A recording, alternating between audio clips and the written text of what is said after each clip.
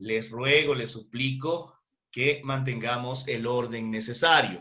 Estamos grabando esta clase que es el Renacimiento, ¿sí? Nuestras participantes son la señorita Dayana Alomaliza y Alexandra Alomaliza, que van a irnos exponiendo poco a poco su investigación con respecto a este tema. ¿Ya? Muy bien, les doy paso. Dayana, todo tuyo el escenario. Buenas tardes, Lice. Buenas tardes, compañeros. Mi hermana y yo les vamos a exponer sobre el Renacimiento. ¿Se puede pasar, por favor? Claro que sí.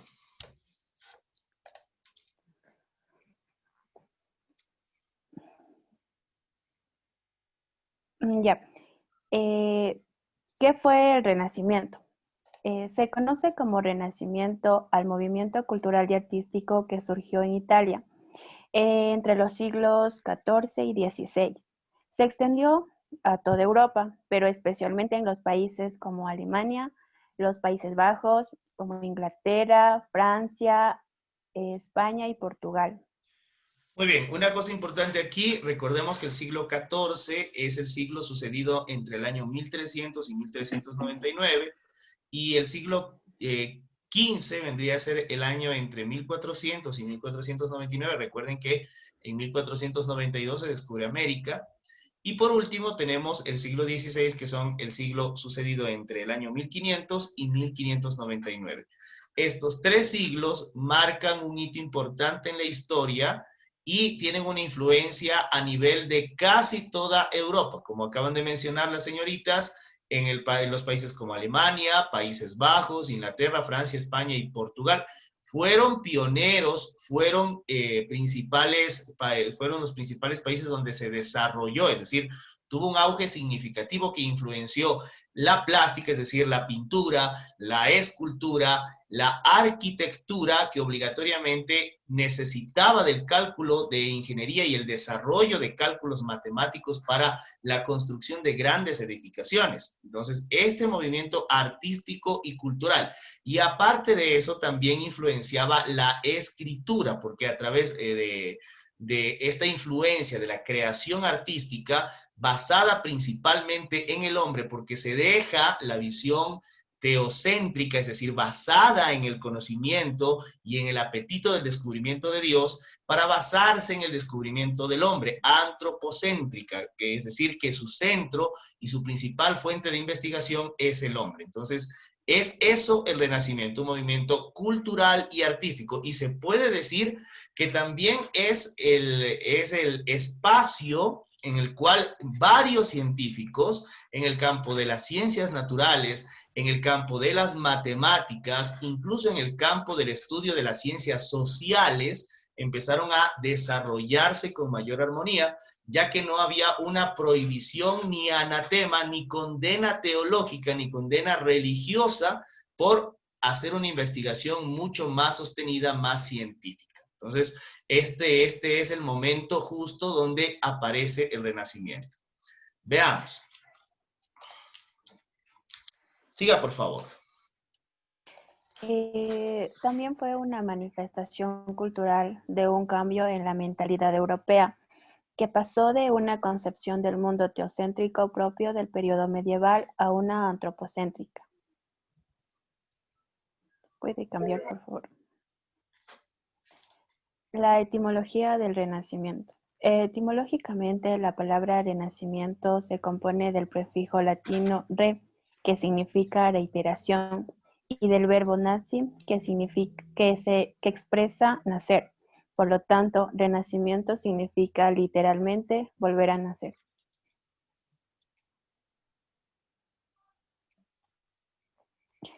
El origen del Renacimiento.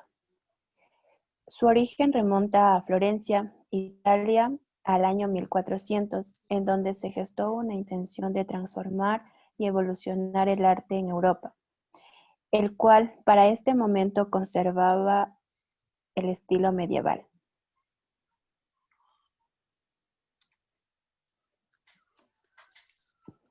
Características del Renacimiento. Entre las principales características del Renacimiento podemos destacar las siguientes. Se desarrolló un espíritu crítico con pretensión de conocer científicamente la realidad. Esto se manifestó en todas las artes y en el modo de concebir la relación de las personas con el mundo. Se inició en la ciudad italiana de Florencia y desde allí pasó primero a las demás ciudades italianas, especialmente a Roma y Venecia, y luego al resto de Europa. El arte fue al mismo tiempo naturalista e idealista. Los artistas pretendían representar el mundo real, tal como se veía, pero al mismo tiempo querían mostrar solo su belleza. Los artistas se transformaron en intelectuales con conocimiento de matemática, geometría y óptica para resolver los problemas de la perspectiva, de anatomía para representar el cuerpo humano, así como de literatura, filosofía, teología, para darle interés a los temas de sus obras. Muy bien, entonces, hasta aquí podemos ver algunas cosas que debemos tener en cuenta, chicos. A ver, ¿qué es lo que debemos tener en cuenta? Principalmente que este movimiento, si no es que nace así, o sea, hoy día se les ocurrió a los artistas de Florencia, no nace así, ¿no? Hay cosas que sucedieron en este contexto, ¿sí? En este contexto. Veamos qué situaciones se van dando en todo este acontecer del Mediterráneo, porque recuerden que el Mediterráneo es el vínculo entre todas estas civilizaciones, las grandes civilizaciones de este momento. Como les había dicho, el Renacimiento nace o tiene su primer influjo, es decir, un primer momento en que tiene su influencia en la ciudad de Florencia. Recuerden eso, siempre vinculen intelectualmente, cuando hagan incluso el mapa mental, tienen que vincular mentalmente la ciudad de Florencia en el siglo XIV, XV y XVI con el Renacimiento. Florencia, XIV, XV y XVI con el Renacimiento. Pero aparte de eso, no es que a los florentinos se les ocurrió de la noche a la mañana. De repente por ahí aparece un Miguel Ángel Buonarroti, un Botticelli, que dicen, hoy día voy a hacer un renacimiento del arte. No es así. ¿Qué pasa? Recuerden que hay otras ciudades muy importantes en este momento histórico. Y una de ellas se encuentra en el Imperio Bizantino, el Imperio Romano Bizantino, que recuerden que hasta ese momento existía y era parte de este vínculo del Mediterráneo, ¿no? Recuerden que el Imperio Romano Bizantino, su capital estaba en la ciudad de Constantinopla, que queda actualmente en esa ciudad Estambul, y queda en el país Turquía. Es justamente la unión entre el último punto de Europa con Asia, ¿sí? Justamente ahí, y ahí queda el estrecho del Bósforo, en esta ciudad. Ahora bien, eso es de lo que estamos, es el lugar donde se acomoda esto. ¿Qué pasa en la ciudad de Constantinopla? Recuerden que la Edad Media va desde el año 476 de nuestra era, ¿sí? Desde la caída del Imperio Romano de Occidente, desde Roma, cae por la invasión de los bárbaros, eso ya lo vimos, y luego de eso pasan todos estos años, pero el Imperio Romano de Oriente no cae, se sigue manteniendo fuerte, se sigue manteniendo organizado, sigue manteniendo su legislación, su ejército, ya habíamos visto algo sobre el Imperio Romano, y este desarrollo continúa hasta el año de 1453, cuando los turcos invaden a esta ciudad, y esta ciudad termina colapsando, termina de igual manera siendo masacrada, y estos nuevos habitantes hacen, y ojo, durante muchísimo tiempo la ciudad de Constantinopla fue asediada. ¿Qué significa? Que varios ejércitos de diferentes naciones, especialmente la de los turcos, querían invadir esta ciudad porque era una ciudad que les permitía tener acceso a Europa, al Mediterráneo, era una ciudad altamente comercial, que tenía un desarrollo intelectual extraordinario. Entonces, los turcos y algunas otras civilizaciones quisieron conquistar Constantinopla. Por este riesgo que representaba esta ciudad, muchos intelectuales que se encontraban en esta ciudad durante más de un siglo migraron a toda Europa. Pero recuerden que los intelectuales por lo general no escapan a ciudades más pobres o donde no hay que comer. Los intelectuales por lo general escapan a ciudades cosmopolitas que tienen centros de estudio donde se pueden aprovechar sus conocimientos. Y esos intelectuales generan la influencia necesaria para que la época medieval de Europa empiece como que a desaparecer poco a poco. ¿Por qué? Su forma de ver el mundo es totalmente diferente a la de los europeos feudalistas, ¿sí? Ellos pertenecen a un imperio que tiene una concepción totalmente distinta y que aprovecha todavía el conocimiento de Aristóteles, Sócrates y de los grandes filósofos, la lógica, la matemática, el estudio de las ciencias naturales, etcétera. Toda esa influencia de estos intelectuales que forman parte del imperio bizantino empieza a influir, valga la redundancia, ¿no? Estos intelectuales empiezan a influir en los intelectuales europeos. Y es aquí justamente donde se desarrolla ese deseo por adquirir estos conocimientos. Atentos, recuerden esto, ¿no? ¿Qué es lo que provoca que los intelectuales de Constantinopla vayan saliendo poco a poco? Es ese asedio constante sobre el imperio bizantino para dominarlo. Así que estos intelectuales fueron abandonando esta zona y añadiéndose a toda Europa, especialmente a las ciudades o a los reinos que les permitían desarrollarse. No escapaban a cualquier lugar. Uno de los principales lugares donde escapaban estos intelectuales fue Florencia. Por esa influencia que tuvieron estos señores sobre estos florentinos es que justamente ahí se desarrolla el movimiento renacentista. Es decir, dejar la idea teocéntrica, es decir, basada en Dios, para concentrarse en una idea antropocéntrica, la misma idea que tenían estos intelectuales de Constantinopla o del Imperio Bizantino, ¿ya? Y que viajaban a estas zonas donde ellos podían enseñar, dar clases. Recuerden que para esta época ya estaban fundadas las grandes universidades. Recuerden cuáles fueron las primeras universidades creadas. La más antigua de todas las universidades creadas es la Universidad de Bolonia, ¿sí? Que queda, ¿dónde queda Bolonia, por favor? ¿Dónde queda la Universidad de Bolonia? Tengan la bondad, digiten en sus buscadores en este momento y consulten dónde queda Bolonia, la Universidad de Bolonia, incluso vean imágenes y todo el asunto. A ver, ¿dónde queda la Universidad de Bolonia? En Italia. Muy bien. Italia. ¿En qué sector de Italia? Italy.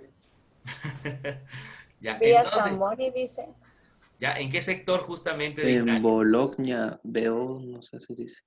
Ya, Universidad de Bolonia en Italia. ¿En qué ciudad? ¿En Bolonia? Vean el mapa, por favor. Tengan la bondad de buscar en sus mapas y vean el mapa donde está ubicada la Universidad de Bolonia, ¿sí? Esta es la universidad europea. Ojo, estoy hablando de que esta es la universidad europea más antigua de la cual tenemos noticia, ¿no? Está ubicada en la ciudad de Bolonia, ¿sí? En Italia. En Italia, Precisamente en Bolonia. En 1808 se fundó. Exacto. Como ustedes pueden ver, si ustedes hacen un poquito más pequeño el mapa, van a poder observar que Bolonia se encuentra en el norte de Italia, ¿sí? En el norte de Italia, al norte de Roma y al norte de Florencia. Miren, ahí está, ustedes pueden observar el mapa, ¿sí? Pueden observar el mapa. Está Roma, si ustedes van más o menos por la E35, van viajando y serán unas 4 o 5 horas, llegan a Florencia y en unas 2 horas llegan a Bolonia. Y Bolonia funda la primera universidad de Europa en el año de 1088. Es aquí en estas ciudades, como Bolonia, ¿sí? Como Oxford, que funda su universidad en el año de 1096, como París, que funda una universidad en 1150, como Cambridge, que funda su universidad en 1209, y como Salamanca, que la funda en 1218. En estos lugares encuentran cabida estos intelectuales que provienen de Constantinopla. Si ustedes hacen más chiquito el mapa, ustedes podrán notar que no queda muy lejos el viaje desde Estambul hasta Italia. Ustedes rodean Grecia por la parte de abajo y luego llegan a Italia. Y en estos lugares es donde hay un desarrollo económico, intelectual, cultural, artístico, gracias no solamente a la gente de ahí y el dinero, sino que muchos intelectuales venidos de este imperio bizantino fueron migrando. ¿Por qué fueron migrando? A ver, Iván Gómez, Iván, ¿por qué fueron migrando estos intelectuales a Florencia o a estos lugares que en ese momento eran ciudades cosmopolitas? ¿Por qué, Iván? Porque en las ciudades cosmopolitas se tenía una mayor inteligencia y se podían abarcar más temas. Muy bien, o sea, tenían, primera cosa, migraban por eso, porque había más espacio para ellos, ¿sí? No iban a ir a un pueblito donde no hay ningún desarrollo. Tenían que ir a lugares donde verdaderamente podían desarrollarse como profesionales, ¿no? Por ejemplo, si usted saca un doctorado en física nuclear, ¿va a venir acá a trabajar en la Amazonía en una petrolera? ¿Qué dice usted, Iván? ¿Cree que será su lugar adecuado? Si usted saca un doctorado en física nuclear. No sería el lugar ¿Dónde indicado. sería su lugar adecuado, Iván? En una ciudad donde sí pueda desempeñar lo que haya Puede estudiado. ser algún país como Estados Unidos, como Primermundista. Irán, incluso, que está desarrollando tecnología nuclear, etcétera. Ustedes pueden ver eso. Ahora, mi pregunta iba más allá. ¿Ya? Aparte de que había espacio para poderte desarrollar como profesional, ¿qué provocó que esa gente? Porque si tú eres un profesional y tienes un buen trabajo y estás seguro, tu familia está segura, no te mueves. Pero ¿qué los obligó a moverse poco a poco a estos intelectuales? A ver, vamos con Eric Gaona, por favor. Eric, contéstame, por favor. ¿Qué es Van der Lissen. Sí, Eric.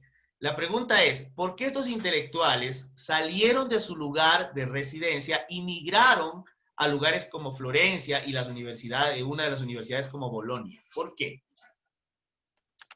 Bueno, yo pienso que por por el estudio, no sé, por la más enseñanza que viene en las otras ciudades o por Ya. mayor desarrollo. Ya, no. No es que en esos lugares, bueno, puede haber un cierto influjo de eso. Puede haber una cierta influencia. Pero en realidad salieron de su lugar, y eso ya lo dije hace un momento, porque Constantinopla y el Imperio Bizantino estaban ya decayendo. Las constantes invasiones al imperio, las guerras que tenía, hacían peligrosa la estancia de estos intelectuales en esos lugares. Así que no les tocó más que salir de su lugar de residencia, no porque tenían mejores oportunidades, porque las tenían en su lugar de residencia, sino que en estos lugares encontraron como un espacio para poderse desarrollar. Entonces recuerden que ellos no abandonan porque fueron locos, ni dijeron acá gano más. Lo abandonaron principalmente porque era peligroso. Y no es como ahora que usted dice, bueno, voy a ver cuánto gana un profesor de la universidad, de una universidad rusa, que quiere ir a trabajar a Estados Unidos y es facilito, usted coge, llama y se acabó. Saber esta información tardaba meses y hasta años. Entonces algunos sencillamente se aventuraban porque escuchaban que estos lugares les iban a permitir desarrollarse de una igual o mejor manera. Entonces eso vemos. Ahora, como venía diciendo Dayana, que estaba leyendo hace un momento, ¿no? Entonces, lo primero que desarrollan estos intelectuales en estos estudiantes de estos lugares es su espíritu crítico y su interés de conocer la realidad. O sea, esta realidad, no realidades teológicas, es decir, pensar en Dios, pensar en el paraíso, pensar en el más allá, sino en estas realidades. Segundo, migran principalmente a ciudades como Florencia, otra ciudad cosmopolita, Roma, que siempre lo había sido, Venecia, que también era un centro comercial. Por favor, sigan revisando en el mapa. Yo ahorita tengo mi celular y estoy aquí justamente con mi Maps, ¿sí? No sé si se pueda ver, creo que la luz no les permite ver. Y aquí puedo ampliar un poquito y voy viendo que en toda Italia para esta época, ¿sí? Y principalmente ustedes pueden buscar Venecia. ¿Dónde queda Venecia? Al sur, al norte. Miren, si ustedes pueden notar y siguen revisando en sus celulares o en su computadora, ustedes pueden ver que hay algunas ciudades que se pueden decir, miren, Venecia queda al norte de Roma, ¿sí? En la parte de acá, justamente dando acceso directo al mar, al mar Adriático, ¿sí? Y que se conecta directamente con el mar Mediterráneo. Venecia para ese momento, que estaba cerca de Bolonia, que estaba cerca de Florencia, también es un centro comercial que tiene un impulso enorme para esa época, ¿no? Veamos. Dice que les deje ingresar a un compañero. A ver, déjenme ver quiénes nomás están. No hay nadie deseando ingresar, ya están todos adentro. Entonces, estas ciudades son ciudades que permiten este crecimiento, ¿no? Aparte de eso, el arte fue al mismo tiempo naturalista, es decir, basado en la naturaleza, y también empieza a desarrollarse un arte idealista basado en ciertos conceptos abstractos. Muy bien. ¿Qué más? Y también estos intelectuales venidos del Imperio Bizantino han desarrollado ya estudios profundos sobre anatomía, biología, matemática, geometría, óptica y otros elementos como la literatura, filosofía, incluso los temas teológicos que también se desarrollaban acá en estos lugares, pero ellos habían desarrollado una visión completamente distinta que les permitía tener mayores conocimientos. Por ejemplo, mientras que las ciudades medievales prohibían el hecho de abrir cadáveres para estudiar las enfermedades o las patologías, o el mismo conocer qué partes tiene el cuerpo humano, mientras estos feudos hasta incluso podían considerarlo hereje, brujo, cualquier cosa, se lo podía acusar de cualquier cosa. Sencillamente estos intelectuales ya desde el siglo VII y VIII ya venían haciendo estudios de anatomía, viendo cadáveres, dibujando, tomando notas sobre músculos, articulaciones, huesos, venas, los órganos principales y su funcionamiento, ¿sí? Entonces, mientras estas ciudades y estos feudos no se habían desarrollado, ellos ya venían con este conocimiento y para ellos fue un impulso enorme. Por eso incluso hasta el mismo Leonardo da Vinci, que es de esta época, coge estudios ya realizados por estos árabes que venían del Imperio Bizantino y los toma y los desarrolla más aún con su capacidad intelectual y imagínense que recién empiezan ahí ocultándose y demás a abrir cadáveres y ver cuáles eran las enfermedades, ¿no? Por ejemplo, hay un famoso estudio de Leonardo da Vinci que se realiza para poder comprobar el porqué de la muerte de una mujer que le dolía el costado, ¿sí? A eso se le llamaba la enfermedad del costado, que tiene que ver con la apendicitis. Entonces, Leonardo tiene un estudio y ve al cadáver de esta mujer que nota que se le había reventado, es decir, tuvo una apendicitis, reventó, y murió la mujer. Y a esa enfermedad no se le había dado una visión adecuada ni un remedio adecuado. Y es la primera noción que se tiene para poder hacer cirugías en torno a esa enfermedad llamada del costado. Entonces, atentos a eso. Muy bien, entonces ahí estamos en las características principales del Renacimiento. Ahora ya sabemos por qué, de dónde, cómo así. No es que se le ocurrió a Juan Pérez que hoy día vamos a basarnos en el hombre y la ciencia, ¿no? Hubo muchas oleadas migratorias de esta gente que venía de otros lugares. Atentos a eso. Continuemos, por favor, Dayana. Ya lo hice.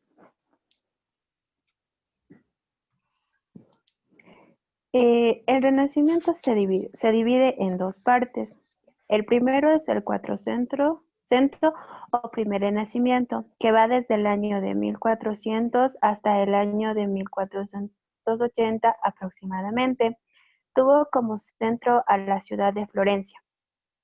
El Cinquecento o Alto Renacimiento, que va desde el año de 1480 hasta el año de 1520, que se centró en Roma desde...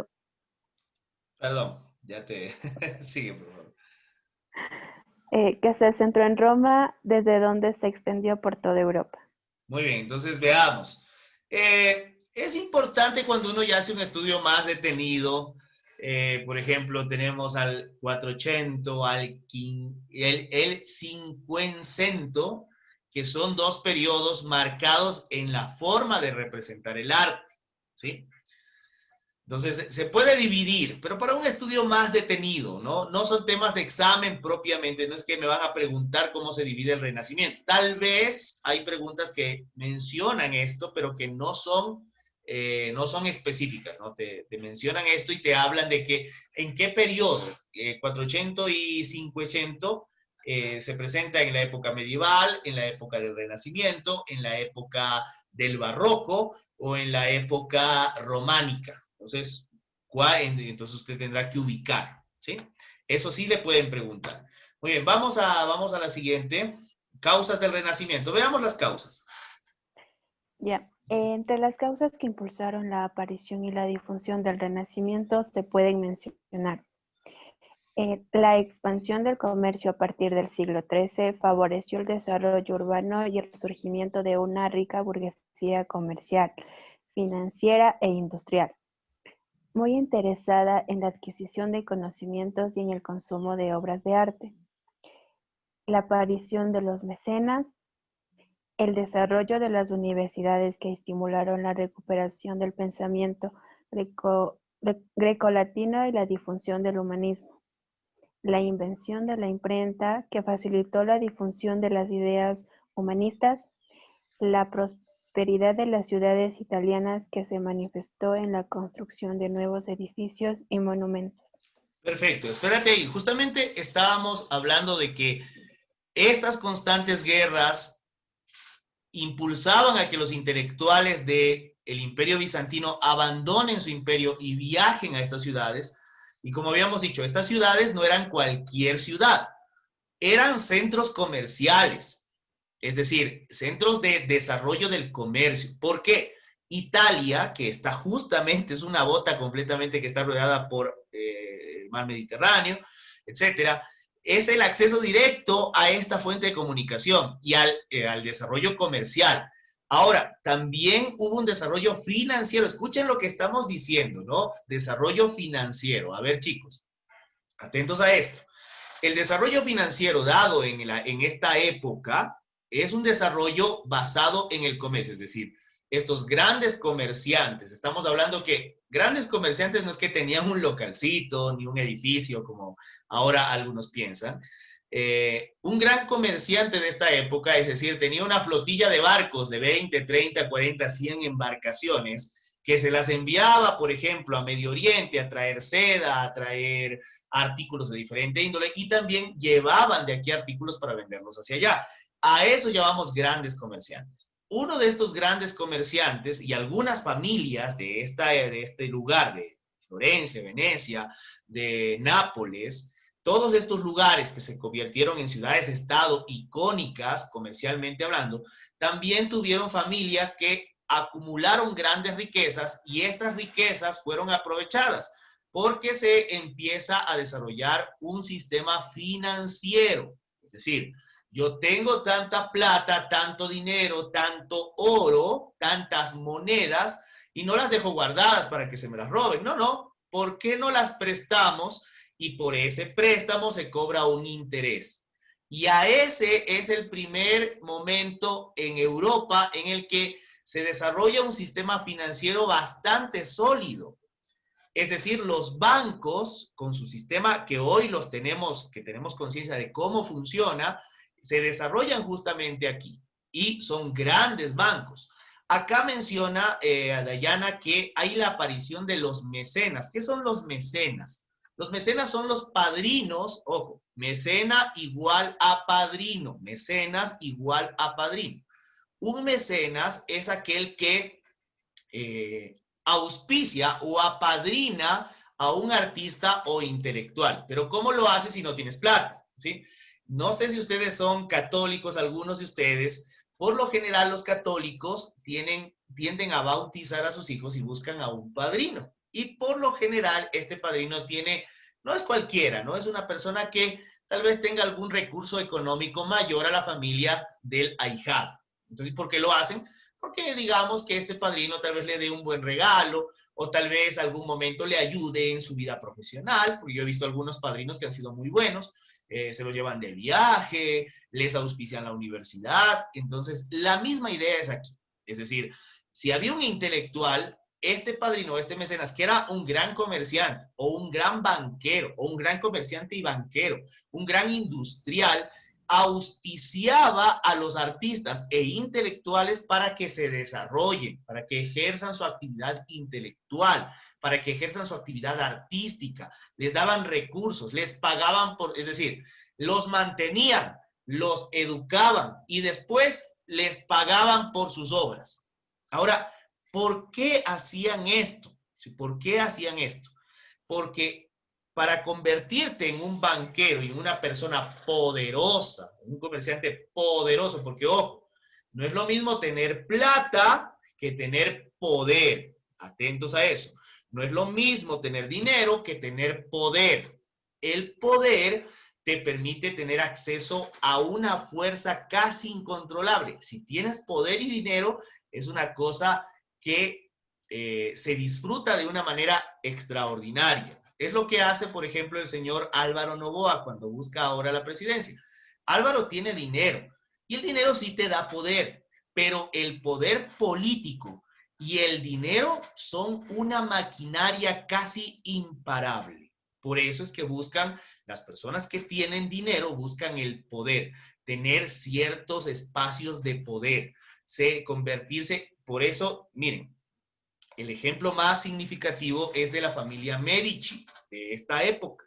Les invito a que si quieren profundizar sobre los Medici, que es una dinastía, una familia que dura toda la época del Renacimiento, sin los Medici no podríamos hablar de Renacimiento, porque no podríamos hablar de Miguel Ángel Buonarroti, del señor Botticelli, del señor Leonardo da Vinci y de otros artistas del Renacimiento. No se podría hablar de ellos, porque la familia Medici fueron los padrinos de todos estos grandes, incluso el señor Galileo Galilei, este gran intelectual que tomó las ideas de Copérnico y las actualizó para exponer una idea del heliocentrismo, es decir, que el Sol es el centro de nuestro sistema solar. ¿Ya? Este señor Galileo Galilei, inventor, etcétera, era preceptor de la familia Medici, es decir, era un maestro que vivía dentro de la casa y enseñaba a los chicos, los inculcaba, les enseñaba ciencias, etcétera. Entonces, miren cómo esto, y por eso les invito a profundizar, si quieren ver más sobre la familia Medici, los grandes mecenas del Renacimiento, pueden hacerlo. Esta familia, sobre todo esta familia, que fue la más importante, no podemos decir que esta ha sido cualquier familia, sino la más importante en el Renacimiento, no solamente eran los grandes comerciantes de la tela, no fueron solamente el primer banco más sólido y el banco privado que sostuvo el dinero del Vaticano, de la Iglesia Católica. Los Medici ellos eran los encargados de ir cobrando los diezmos de cada iglesia y de cada feudo y guardarlos y resguardarlos. Vean, miren la importancia, ¿no? No solamente buscaron el dinero, sino que también buscaron el poder. La institución más poderosa en ese momento histórico en el Renacimiento era la Iglesia Católica. Y esta familia formó a los suyos para que se hicieran papas de la Iglesia Católica. Y tuvo 2 papas de la Iglesia Católica. Tengan la bondad, en este momento consulten los papas de la familia Medici, por favor. Tengan la bondad, ¿cuáles eran? Familia Medici, los papas de la familia Medici. Escuchemos, los papas de la familia Medici. Dice León X, Clemente VII, Pío IV y León XI. Veamos, dice, los Medici tuvieron a los papas que fue León X, a Clemente VII, a Pío IV y León XI, ¿sí? Es decir, y aparte de eso, no se conformaron con eso, sino que tuvieron también a varios reyes o fueron parte de las familias de la nobleza, porque recuerden que tener dinero y tener poder son 2 cosas, que juntas pueden resultar una máquina imparable. Y fueron durante 3 siglos la familia más poderosa del mundo. Del mundo. ¿Sí? Muy bien, entonces continuemos ahora con la exposición. Vamos. Ya.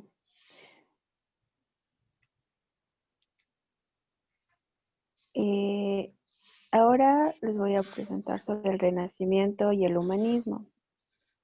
El Renacimiento. Perdón, ya, siga, Ya. por favor. El Renacimiento aprovechó el ímpetu del hombre y lo trasladó al desarrollo de las ciencias y la modernidad. El humanismo primero había sembrado las bases para que el hombre se colocase y pensase como un ser intelectual y capaz de realizarse a través de las artes y las ciencias.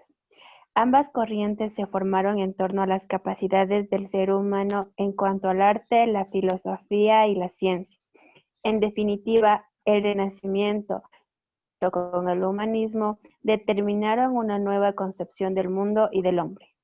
Muy bien, recordemos que el humanismo busca centrar su nivel de investigación sobre el hombre y aparte cómo el mundo está en servicio del hombre, ¿no? Esto es una cosa que es una visión que hasta el día de hoy impulsa e ilumina leyes, ilumina formas de pensar sobre el hombre, etc. Entonces recordemos que el humanismo busca justamente eso. Vamos a... y bueno, cuando nace el humanismo tiene un impulso fuerte justamente con el Renacimiento. Veamos. Artistas del Renacimiento. Ya, entre los artistas del Renacimiento se destacan especialmente 7, que el primero es Filippo Brunelleschi, fue un Brunelleschi. arquitecto florentino. Brunelleschi se Fue un, pronuncia, Dayana. Filippo Brunelleschi. ya dice, ya dice. Fue un arquitecto florentino que se lo considera el inventor de la perspectiva matemática. Su obra más reconocida fue la cúpula de la Catedral de Florencia. Muy bien, a ver, para no pasar desapercibido a Filippo Brunelleschi, quisiera mencionar algo sobre Filippo Brunelleschi. Es él, justamente, este personaje que trabajaba para la familia Medici, especialmente para el señor Lorenzo de Medici, que es el patriarca de donde nace toda la familia Medici, o el más importante, por así decirlo. Filippo Brunelleschi es un arquitecto. Miren, su primer gran aporte es que mientras hasta ese momento el desarrollo de la arquitectura no había conocido la imagen en 3 dimensiones provocada por algo llamado perspectiva. No sé si ustedes han hecho dibujo técnico alguna vez y les han enseñado esto, es decir, poner un punto de fondo y desde el punto de fondo ir desarrollando hacia la visión y hacia la visión frontal del individuo una visión de perspectiva. Por ejemplo, si usted se para en un pasillo largo, se va a dar cuenta que ese pasillo va hasta el fondo de su visión, encontrarse en un punto y se expande hasta llegar a su posición. Eso no se había podido representar antes. Se logra después de que Filippo Brunelleschi ya lo propone dentro del estudio arquitectónico. Vean, primer aporte.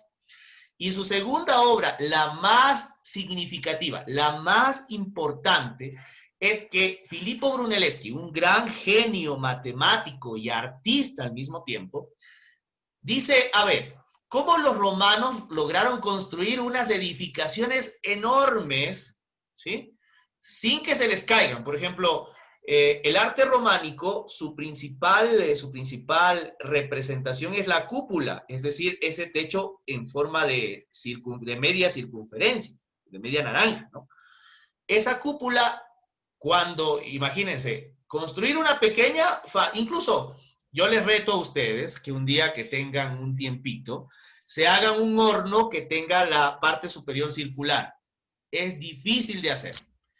Pero este caballero tenía el reto de hacer la cúpula de la catedral que durante más de 50 años nadie la había podido hacer. Entonces se preguntó, los romanos, ¿cómo hicieron para hacer eso? Porque habían cúpulas más grandes ¿Y cuál era el sistema de ingeniería que realizaban?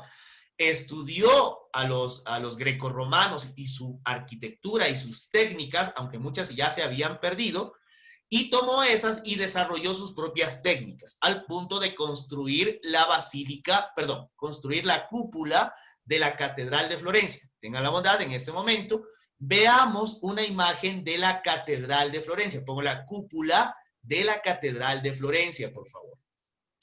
¿Sí? Vamos a buscar cúpula de la Catedral de Florencia para que ustedes tengan una idea. Cúpula.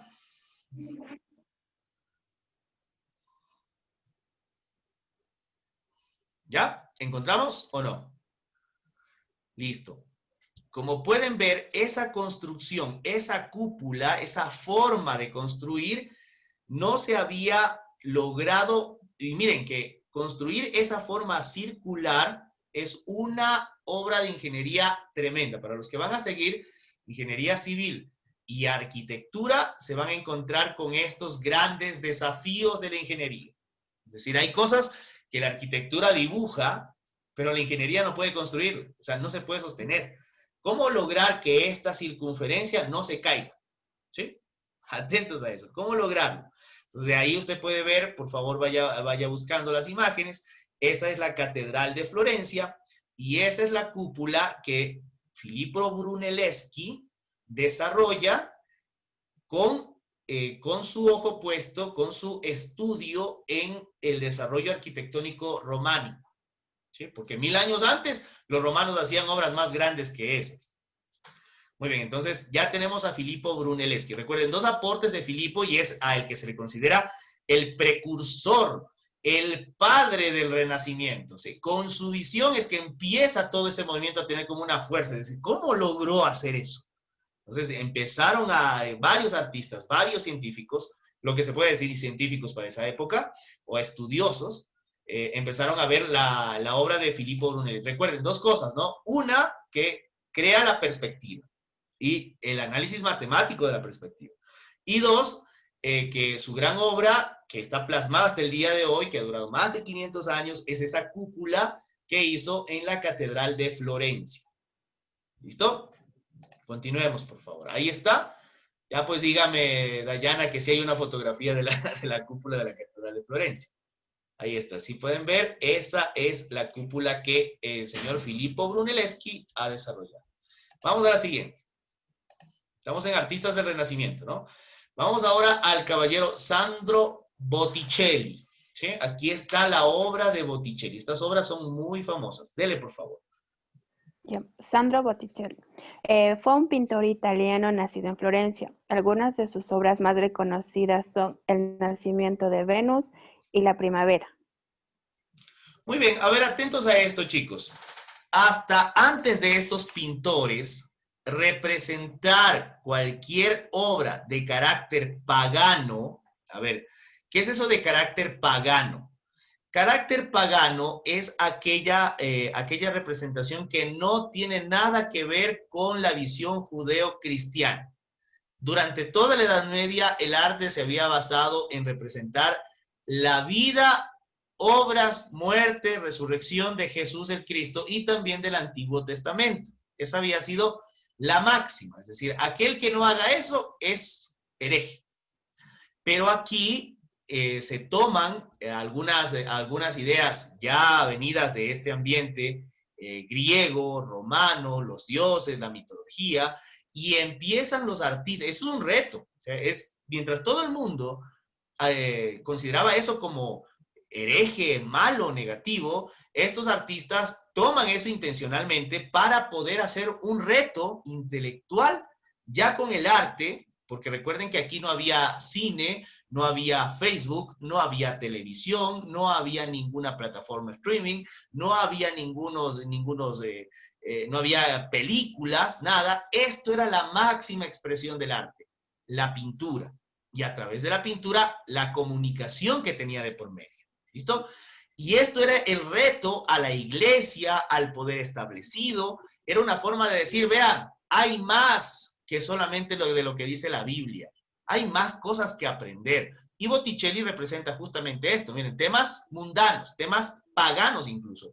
Pagano, que es decir, que pertenece al politeísmo, que es el nacimiento de la Venus, y mundano, que se empieza a representar la primavera, es decir, el hecho de eso, primavera, invierno, verano, es nuestro mundo, es lo que somos, pero eso era visto como pecaminoso. Y ustedes pueden ver que las mujeres de la primavera, sí, que son principalmente mujeres y algunos hombres, también hay un querubín por ahí saltando, están en goce pleno. Representar el gozo en ese momento histórico era pecado. Vean, que en la Edad Media era pecado bañarse con agua caliente. ¿Y por qué? Porque el agua caliente era pecaminosa ya que incitaba el cuerpo a la lujuria. Si un artista representa gozar del placer del ambiente, del placer de traer ropas muy ligeras, ¿sí? Que casi se ve el interior de es decir, la piel por dentro, los genitales, los pechos. Eso era visto como algo, ya un pecado, representar eso, porque estamos representando la lujuria. Esto que hizo Botticelli, estas imágenes del cuerpo ya eran porno, triple X, sádico en esa época, ¿sí? Entonces, claro que ustedes ya ver un desnudo es tan común, lo van viendo porno desde los 11 años, y algunos antes, y ya eso para ustedes es natural. Pero para esta gente el pudor era preponderante. Entonces deben ustedes tener conciencia de este aspecto. ¿Y por qué? Dicen, hay un par de imágenes nomás son. No, no, no. Para este momento histórico es revolucionario, es pornográfico, es mundano, es pagano. Y Sandro Botticelli lo hace magistralmente a través de pinturas que hasta el día de hoy han dejado huella de la técnica, porque ese es otro aspecto, ¿no? La técnica con que se va haciendo la pintura, las formas que van tomando los cuerpos, los músculos, el color de los cabellos de las personas, la tez de la piel. Por ejemplo, los africanos no pueden dibujar a blancos, o bueno, lo podrían hacer, pero para su entorno no hay ningún negro. Ustedes pueden ver que no hay ningún, por ahí hay un medio trigueñito, ¿sí? Pero que es más parece del Mediterráneo, ¿no? Quemado por el sol, pero no negros propiamente, ¿no? Ni tampoco indígenas, porque ni siquiera se los conocía. Listo. Vamos, sigamos, por favor.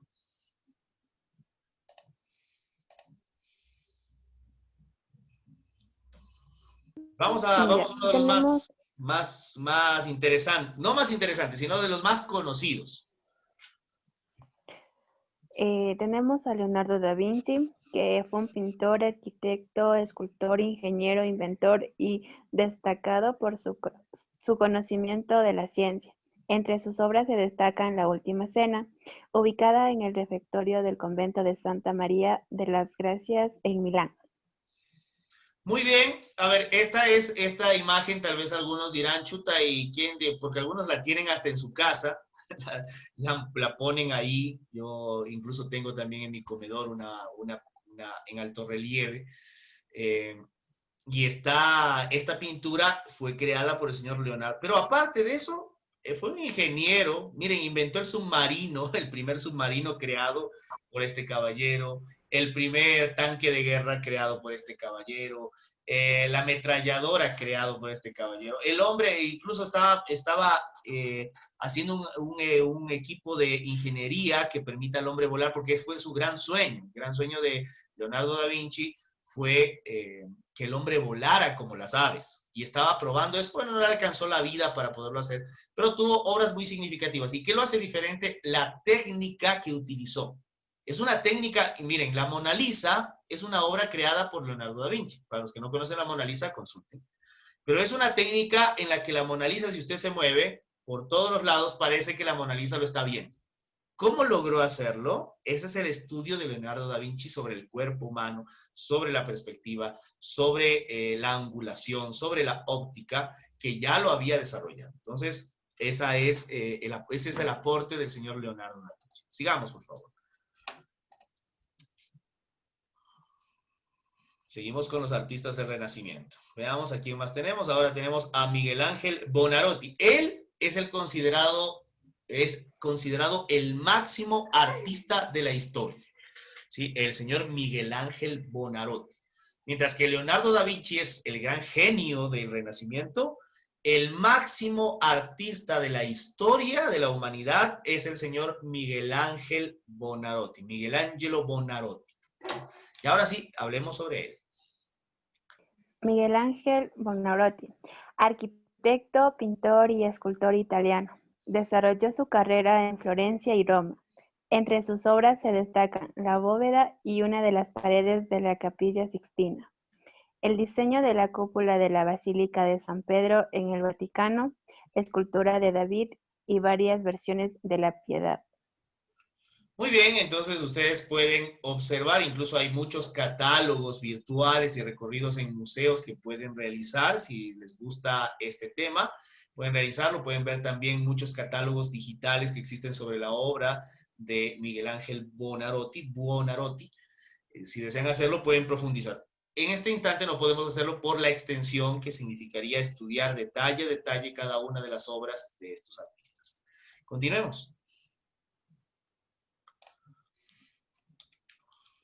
Vamos ahora a Alberto Durero. Alberto Durero, pintor, dibujante y grabador alemán. Es el artista más famoso del Renacimiento alemán, conocido en todo el mundo por sus pinturas, dibujos, grabados y escritos teóricos sobre el arte. Entre sus obras tenemos el autorretrato a punta de plata, Liebre joven y Adoración de los magos. Muy bien.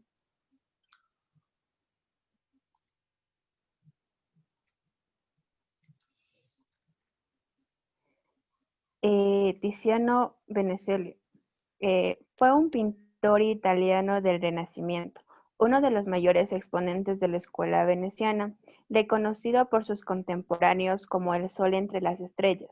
Tiziano es uno de los más versátiles pintores italianos, igualmente capacitados para ejecutar retratos, paisajes, escenas mitológicas o cuadros de temática religiosa, como la Asunción de la Virgen y Amor sacro y Amor profano. Muy bien, listo. El señor Tiziano Vecellio, ¿no? Vecellio. Ahora continuemos. Vamos a ver si hay otro más. Tenemos todavía otros artistas del Renacimiento. Vamos a Rafael Sanzio, el gran Rafael. Observemos esa obra de Rafael, estos frescos. Estos frescos son difíciles de llevar a cabo desde el punto de vista de que tienen que pintarse rápido, porque el yeso donde se suele poner el fresco, por eso se llama fresco, ¿no? Se hace sobre yeso fresco, tiene que estar en cierto punto para que la pintura penetre de tal manera que no se descascare ni explote. Entonces, esto es arte, ¿no? Es un conjunto de técnicas que te llevan y detalles que te llevan a esa expresión sublime. Aquí tenemos al señor Rafael Sanzio. Rafael Sanzio, arquitecto y pintor italiano. Es considerado uno de los grandes maestros del periodo renacentista. Una de sus obras son las estancias vaticanas. Muy bien, continuemos. Ahora sí vamos a hablar sobre los mecenas. Recuerden que mecenas es sinónimo de padrino. Mecenas es sinónimo de padrino. Vamos. Los mecenas del Renacimiento. Mecenas. Eran personas poderosas y adineradas que protegían a los artistas y les daban apoyo económico. En el periodo renacentista, los mecenas más importantes fueron la Iglesia Católica, los banqueros y grandes comerciantes italianos. Y fuera de Italia, los reyes y sus cortes. Muy bien, esos fueron los padrinos del Renacimiento, ¿no? Ahora sí, vamos a hablar un poquito sobre la familia Medici. La familia Medici en Florencia. Familia de comerciantes y banqueros de Florencia que llegaron a gobernar la Toscana y a ejercer una influencia considerable sobre la política italiana. Representantes de la burguesía ascendente de las ciudades del norte de Italia, en la época de expansión del capitalismo mercantil y financiero. Los Médicis dejaron su impronta en el arte del Renacimiento, ejerciendo abundantemente el mecenazgo. Aparecen ocupando el cargo de gonfaloniero o jefe de la ciudad de Florencia desde el siglo XIV. La familia se dividió en dos ramas a partir de Juan de Médicis, mientras su hijo menor, Lorenzo, daba lugar a una rama secundaria, postergada hasta comienzos del siglo XVI. El poder en Florencia recaía en manos de la rama principal, que arranca de su hijo mayor, Cosme de Médicis el Viejo. Médicis, así se pronuncia. Sigamos. Ya, ahora vamos a otra familia que es de en Ferrara. La familia de en Ferrara. Los de fueron una familia noble italiana, soberanos del ducado de Ferrara y Móneda, e importantes mecenas de las artes durante el Renacimiento. De probable origen lombardo, tomaron su nombre del castillo del Este, cerca de Padua. De Padua, muy bien. Listo, acá tenemos otra familia. Ahora vamos a los mecenas de Rafaelo de Sanzio. Los mecenas de Raffaello Sanzio. Raffaello Sanzio fue un pintor y arquitecto italiano que trabajó para algunos de los mecenas más importantes de su tiempo. Rafael está considerado uno de los artistas más importantes del Renacimiento, junto a otros artistas como Leonardo da Vinci y Miguel Ángel Buonarroti. El padre de Sanzio, Giovanni Santi, también fue pintor y poeta en la corte de Montefeltro, en la ciudad de Urbino. Santi gozaba de una buena reputación en la corte, hecho que hizo que Rafael fuese bien recibido en los círculos más influyentes de Italia. De hecho, Rafael pintó las obras más conocidas de su carrera bajo el mecenazgo de los papas de Roma, Julio II y León X. Julio II y León X fueron dos papas de la familia Medici, ¿no? Entonces, también Rafael fue apadrinado por esta familia. Fue muy conocido, creció con ellos también. Veamos.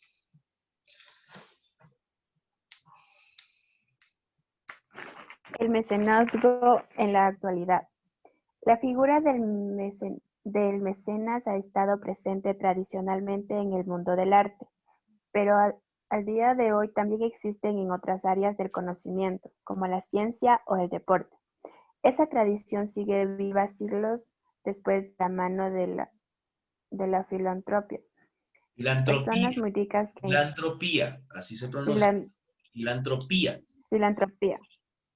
Personas muy ricas que intervienen parte de su riqueza en investigar y promover proyectos en el ámbito de la cultura, la ciencia, la medicina o el bienestar social. Bill y Melinda Gates, Mark Zuckerberg o Amancio Ortega son ejemplos de multimillonarios que realizan donaciones para crear proyectos culturales, mejorar la educación, defender el medio ambiente y promover la investigación científica, entre otros. Perfecto. Continuemos. Papel de la iglesia en el Renacimiento. Muy importante, ¿no?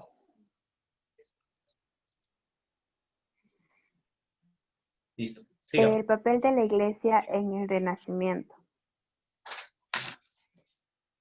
Los vientos de la modernidad no solo trajeron cambios a nivel político y económico. La crisis que surgió la Iglesia Católica en el siglo XVI fue uno de los acontecimientos relevantes del periodo, que posteriormente se llamó Reforma. Este proceso dividió a la Iglesia entre católicos y protestantes.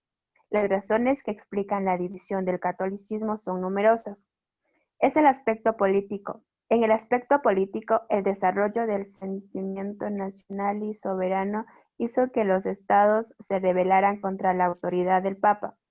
El motivo era la profunda crisis moral que afectaba a la Iglesia.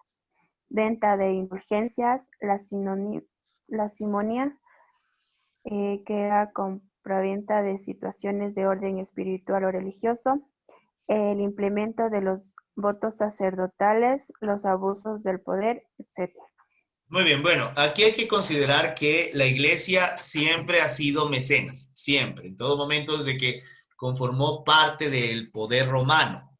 Ya habíamos hablado de la iglesia católica, su influencia, cómo al principio fueron una iglesia despreciada por considerarla un grupo de locos, y luego ya para el siglo IV se convirtió en la institución dentro del Imperio Romano, y luego se convirtió en la institución dentro del proceso feudal, ¿sí? Y durante todo ese tiempo fue mecenas, fue una padrina del conocimiento, fue una padrina y conservadora del conocimiento. No se le puede echar la culpa a la Iglesia Católica de que cerró las puertas a los avances. En realidad, quienes cerraron las puertas a los avances fueron los musulmanes que constantemente quisieron invadir al pueblo cristiano europeo, y esta sobreprotección dentro de los feudos hizo que no haya un avance significativo. Entonces pero la Iglesia se convierte, por así decirlo, en el padrino de los avances de conocimiento y también en el gran guardián del conocimiento europeo, porque gracias a ellos conocemos los grandes autores de la época grecolatina y también de la época medieval. ¿Listo? Entonces hay que tener en cuenta esto del papel de la Iglesia en el Renacimiento, ¿sí? Aunque muchas veces la Iglesia se presentó como una iglesia dogmática y fanática, si no hubiese sido por la Iglesia Católica, jamás habríamos tenido o jamás se habrían conservado, jamás se habría conservado el conocimiento de esta manera. Continuemos, vamos a ver qué más tenemos. A continuación les hemos adjuntado un video que habla un poco más acerca del Renacimiento. Listo, entonces vamos al video, ¿sí? Atentos. Espérense un segundito. Ya, entonces vamos.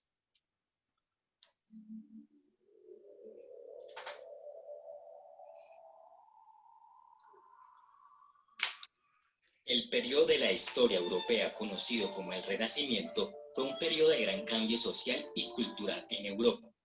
En términos generales, el Renacimiento abarcó de los siglos XIV al XVI, extendiéndose por toda Europa desde su lugar de nacimiento en Italia.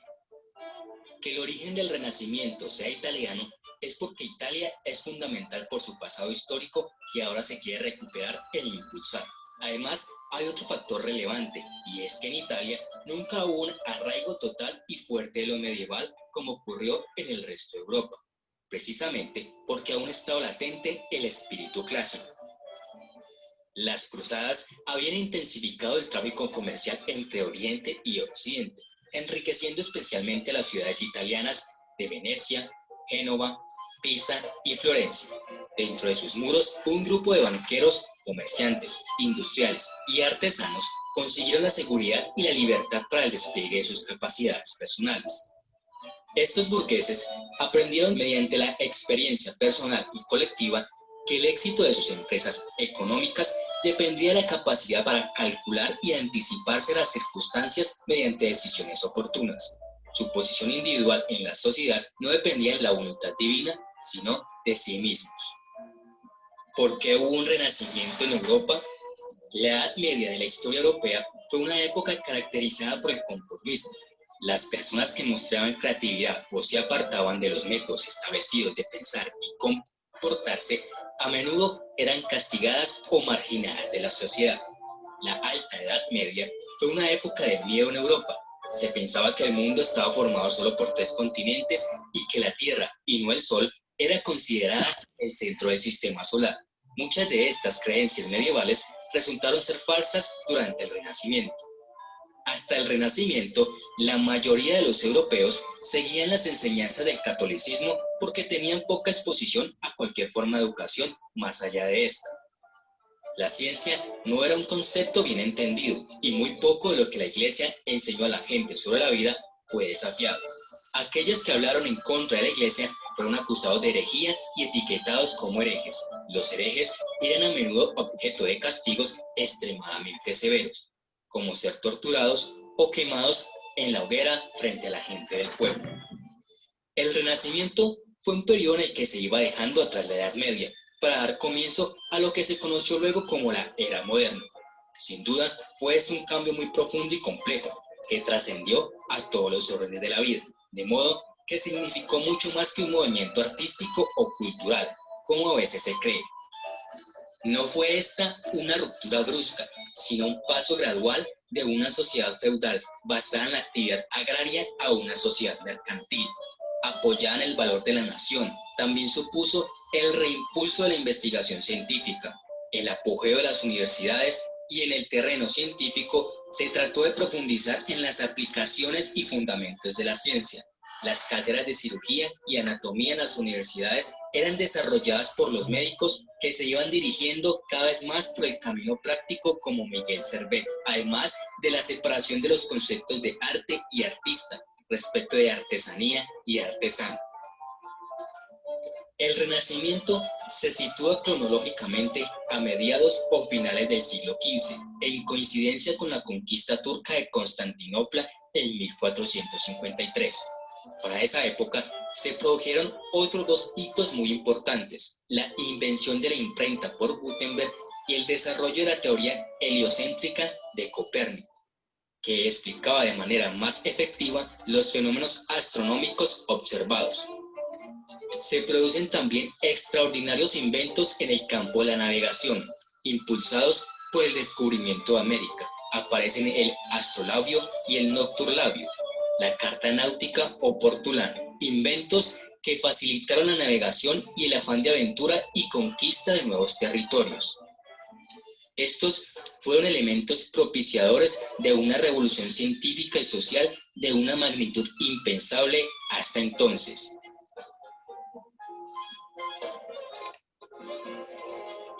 El humanismo es el término que mejor define el Renacimiento.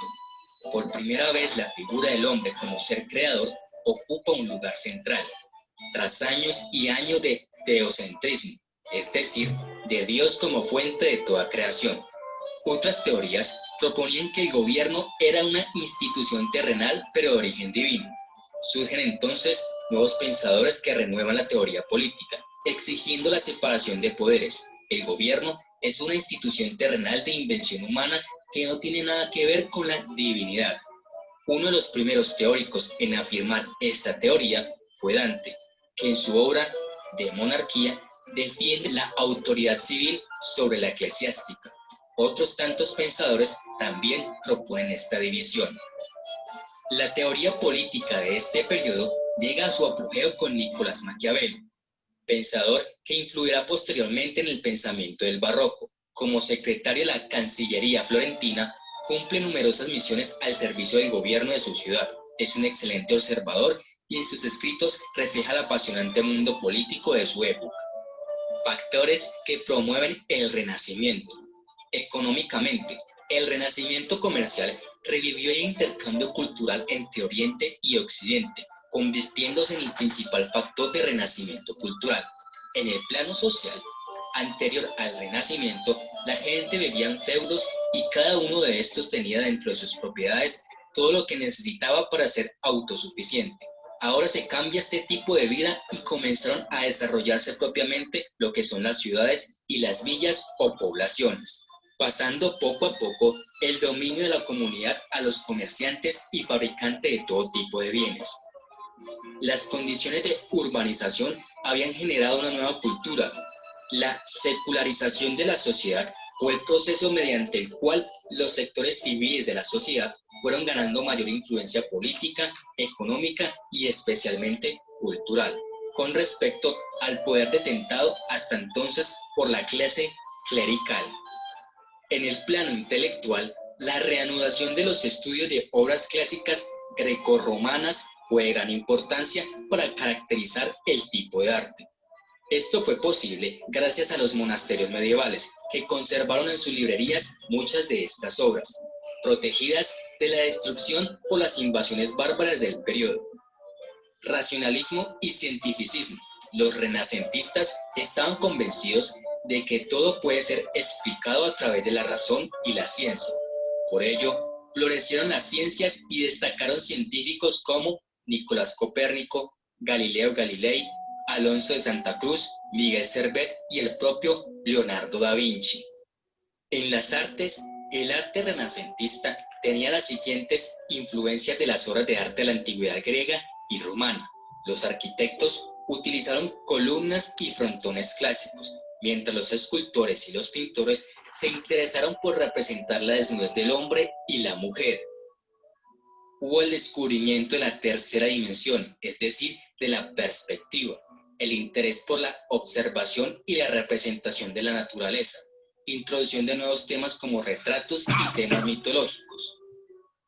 Los más importantes exponentes fueron artistas como Botticelli, Tiziano, Rafael o Da Vinci, y escritores como Alighieri, Petrarca, Boccaccio, Shakespeare, Rabelais y Garcilaso de la Vega. En la escultura, aquí se hace un esfuerzo importante en desarrollar la visión clásica. Lo que más se realizó fueron los retratos, bustos, temas mitológicos y religiosos, y una vez más el estudio de la anatomía llevó a los grandes escultores a realizar desnudos perfectos. Eran muy realistas y humanos, a pesar que muchas veces eran diosas o dioses los que eran retratados. Algunas de las obras más importantes del Renacimiento fueron: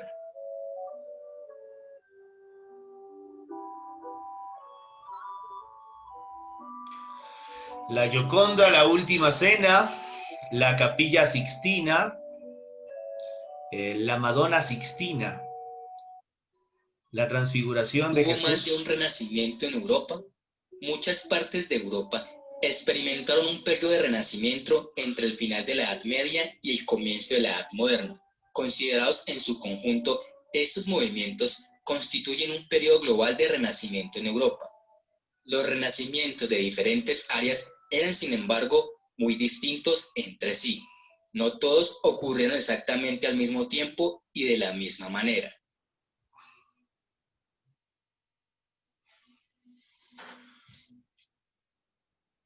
Muy bien, me parece que hasta aquí hemos llegado, ¿no?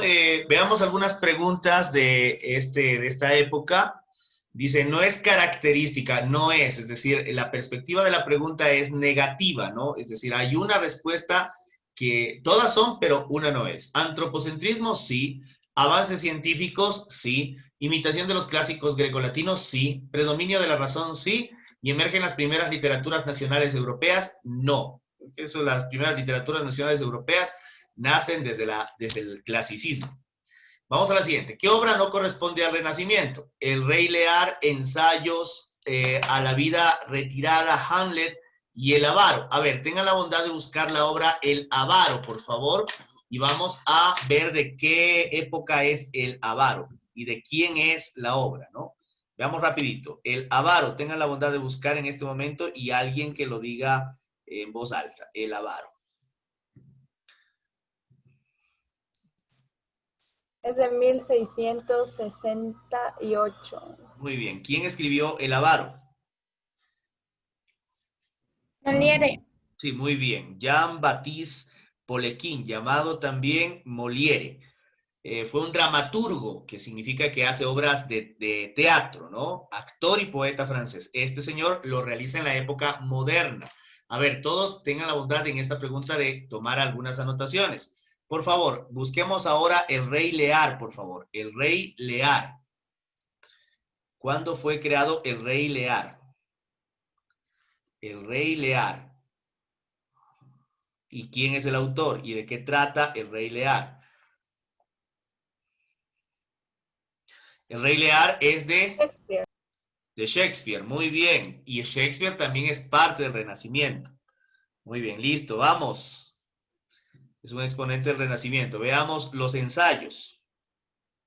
¿Quién escribe los ensayos? Póngale obra literaria. Los ensayos, obra literaria del Renacimiento.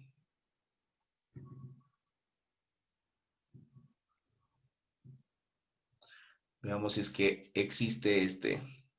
No, no hay ninguna obra, pero sí, en el Renacimiento se dan algo, parece que son algunas recopilaciones de ensayos que se generaron en el Renacimiento, ¿no? Sobre todo ensayos científicos, a eso nos referimos. Vamos ahora a la vida retirada. Es una oda, ¿no? Es una oda a la vida retirada del señor Fray Luis de... ¿De quién? León. León. Ay, Luis de León. Época en la que fue redactada. ¿Cuándo fue redactada Oda a la vida retirada?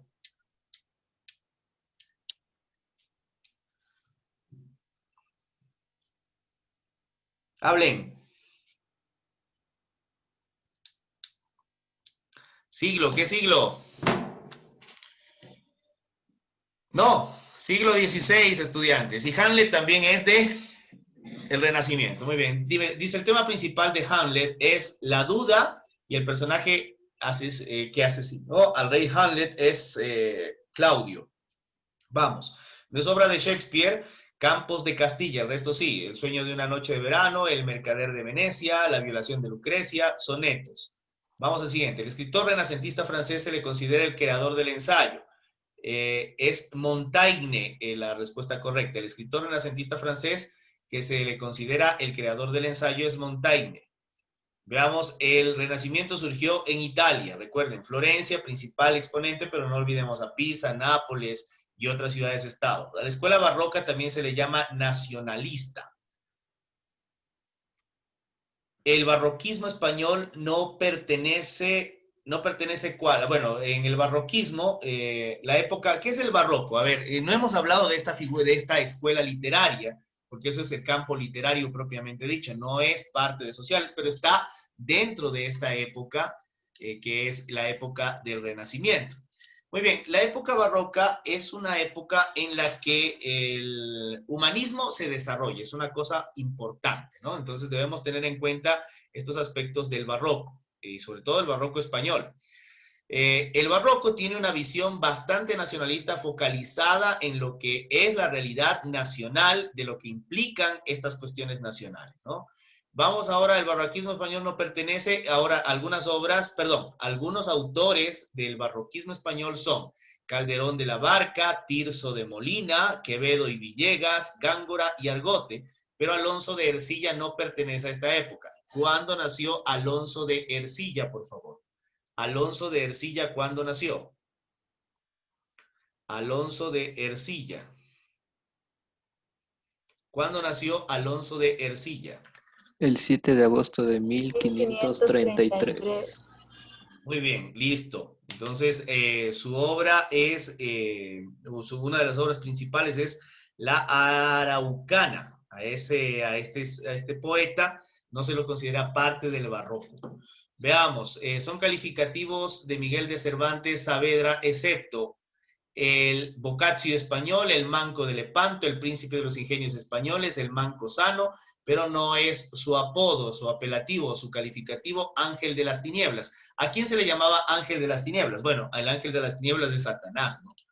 Listo, sigamos. 10. No forma parte de las novelas ejemplares de Cervantes Saavedra. ¿Cuál? La Galatea. ¿Quién escribió la Galatea, por favor? Rapidito.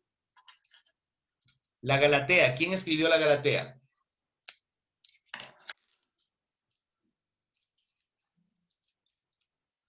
Galatea, rápido, consulten. Galatea, ¿quién escribió la Galatea? Miguel de Cervantes. ¿Sí escribió o no? Sí, él sí escribió. Sí, entonces, a ver, veamos que en este de aquí tenemos un error. Dice, no forma parte de las novelas ejemplares. Ah, ya, listo. De las novelas ejemplares de Cervantes Saavedra, la Galatea, pero la Gitanilla, el licenciado Vidriera, Rinconete y Cartodillo y el Coloquio de los Perros sí forma parte de sus novelas ejemplares, pero la Galatea, ¿a qué se refiere, por favor? ¿Cuál es el resumen de la Galatea? ¿Qué es la Galatea?